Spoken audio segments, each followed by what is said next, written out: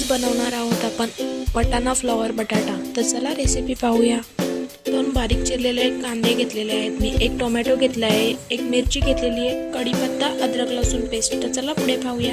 एका पातेल्यामध्ये मी 2 पळी तेल घेतले आहे, त्यानंतर जिरा मोहरी टाकायचे आहे। जिरा मोहरी तडतडली की लगेच त्यावर कांदा परतून घ्यायचा आहे। कांद्यावरच अद्रक लसूण पेस्ट वगैरे टाकून घ्यायची, चवीनुसार मीठ टाकून घ्यायचे आहे। त्यानंतर 2 चमचे घरगुती मसाला, अर्धा चमचा हळद, अर्धा चमचा गरम मसाला टाकून घ्यायचे। त्यानंतर चांगली स्वच्छ भाजी धुवून त्यामध्ये टाकून घ्यायची, थोडंसं परतून घ्यायचे। परतून झाल्यावर त्यावरच टोमॅटो टाकून घ्यायचे। टोमॅटो टाकून झाल्यावर लगेचच आपल्याला भाजीवर झाकण ठेवायचे। झाकणामध्ये थोडंसं पाणी ठेवायचे। पाणी झाकणामध्ये ठेवल्यावर आपली भाजी वाफेवर चांगली अशी शिजून होईल।